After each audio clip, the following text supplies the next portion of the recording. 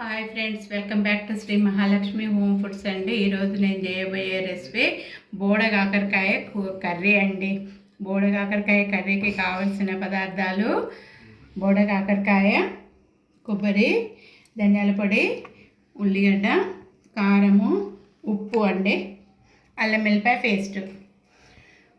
Start చేస్తున్నాండి. First ఈ బోడకాకరకాయని ఒక 10 నిమిషాలు వాటర్లో ఉప్పు పసుపు వేసి నానబెట్టాలండి. ఎందుకంటే దీనికి చాలా పట్టి ఉంటుంది, ఇసుక లాంటిది ఉంటుంది, డస్ట్ ఉంటుంది. అలా నానబెట్టినాం అనుకోండి మంచిగా వదిలిపోతుంది. తర్వాత ఒక 3-4 టైమ్స్ కడగాలండి. కడిగినాక ఇట్లా తరుక్కోవాలండి. ఇప్పుడు నేను అదంతా చేసేసిన అండి.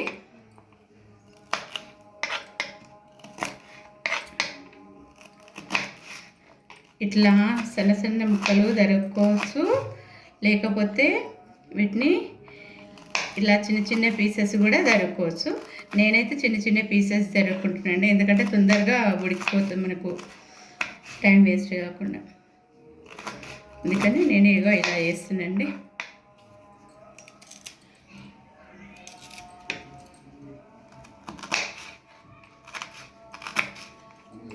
పండ్లు అట్లాంటివి ఉంటే తీసేసేయండి. ఇలా కట్ చేసి పెట్టుకున్నా అండి. బొడకాకరకాయలన్నిటిని ఇలా కట్ చేసి పెట్టుకున్నా. ఇప్పుడు స్టార్ట్ చేస్తా.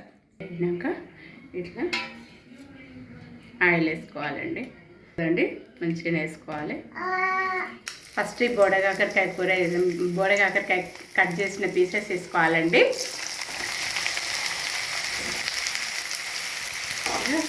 కొంచెం మగ్గాలండి.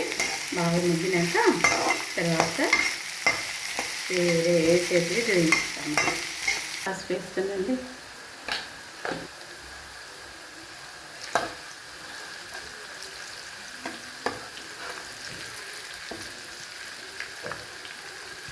ఈ ఆనియన్స్ ఇప్పుడు వేసుకోవాలండి.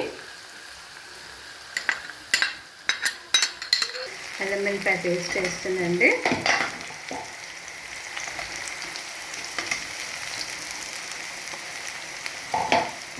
ఇప్పుడు దీన్ని కూడా ఇందులో మగ్గించుకోవాలి. కారం వేస్తుందండి.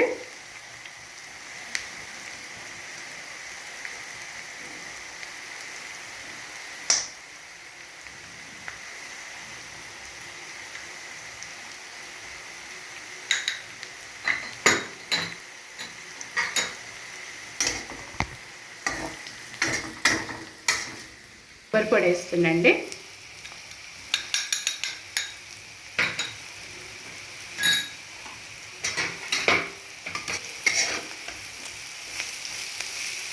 కొంచెం బెల్లం వేస్తుందండి. బెల్లం వేస్తున్నా. కొంచెం కడగాలి. కొంచెం ధనియాల పొడి వేస్తున్నా.